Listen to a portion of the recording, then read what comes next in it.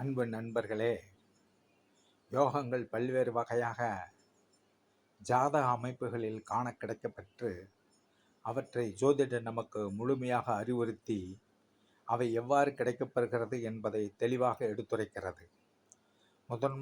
முதன்மையான யோகம் என்று கூறக்கூடிய தர்மகர்மாதிபதி யோகத்தினுடைய விளக்கத்தை இப்பொழுது நாம் சிறிதளவில் காணலாம். எந்த ஒரு லக்னமாக இருந்தாலும் 9ஆம் அதிபதியும் 10ஆம் அதிபதியும் சேர்ந்திருந்தாலோ, ஒருவரை ஒருவர் பார்த்து கொண்டாலோ, அல்லது அந்தந்த கிரகத்தினுடைய நட்சத்திர சார பரிவர்த்தனை பெற்றிருந்தாலோ இந்த யோக பாக்கிய விருத்திகள் முழுமையாக கிடைக்கப்பெறும். அதற்கு முக்கியமாக அந்த 9, 10ஆம் பாவத்தினுடைய தசாவும் புத்திகளும் நமக்கு நடைபெற்று கொண்டிருப்பதாக அமைந்திருக்க வேண்டும். அவ்வாறு அமைந்திருப்பின் நமக்கு அந்த காலகட்டங்களில் மிக சிறப்பான தர்மகர்மாதிபதி யோகம் முழுமையாக சித்திக்கும்.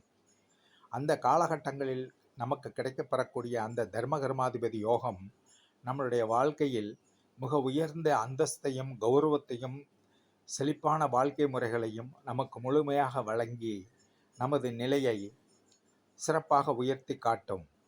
அவ்வாறு அமையப்பெற்ற ஜாதகர்கள் சமுதாயத்தில் தர்மகர்மாதிபதி யோகம் பெற்றவர்கள் அந்த தசாபுத்திகள் அவர்களுடைய வாழ்க்கையில் நடுத்தர வயதில் கிடைக்கப்பெற்றிருந்தால் அந்த காலகட்டங்களில் அவர்கள் உயர்வான அந்தஸ்தில் வாழ்வதை நாம் கண்கூடாக காண முடிகிறது.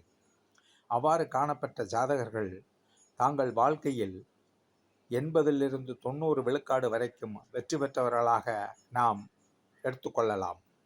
அவ்வாறு அமைந்திருக்கக்கூடிய தர்மகர்மாதிபதி யோகம் கிரகங்களிலேயே சுபர்கள் பாவிகள் என்று இயற்கையாக சில கிரகங்கள் பிரிக்கப்பட்டுள்ளது. அவ்வாறு பிரிக்கப்பட்டுள்ள அசுபர் என்று சொல்லக்கூடிய பாவிகளின் சேர்க்கையோ பார்வையோ இல்லாமல் இந்த கர்மாதிபதி யோகம் ஒருவருடைய ஜாதகத்தில் அமைய பெற்றால் அந்த ஜாதகருக்கு அந்த காலகட்டங்களில் கிடைக்கக்கூடிய யோகம் முழுமையாக கிடைக்கப்பெற்று வாழ்க்கையில் உயரிய அந்தஸ்தை பெறுவார்கள் என்பது கண்கூடாக நாம் அவரவர் ஜாதகத்தில் காண முடியும்.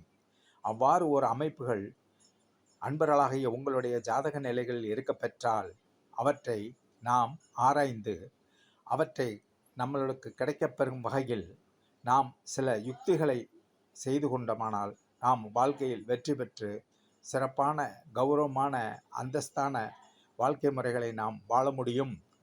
சிறப்பான அந்தஸ்தும் கௌரவமும் யோகங்களும் நமக்கு கிடைக்கப்பெற்று வாழ்வையில் சிறப்பான முறையில் அமைத்து கொள்ளலாம் என்பதை கூறிக்கொள்கிறேன். வணக்கம்.